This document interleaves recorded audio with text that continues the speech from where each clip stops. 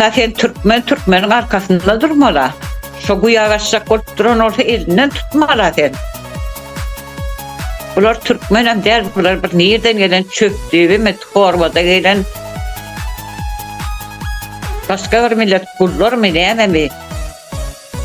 Ne şuram yurdumdan seni nasilini çıkarmak, bu magatsızlığa yarak ne mi değil yaşama. Bu rivayet et ya yurdumuzdan beni tığdırman çıkar ya. Ger getirmem bir Türk halkının önüne bizi becera edip onsuz ama edip diyor yani Cemal kardeşimizden belirlek geçti. Türkmen'in şu an kıyağdayını katı goğu diye Türk milletin. Çünkü işleyişi yarak ulanıyorlar. İşleyişi hakkını vermeye, ana süydün asmana sağ diye. Yani sen öz Türkmen'in şeydi o Türk'a indi gördü diyen Türkler emle köp yerde başlar.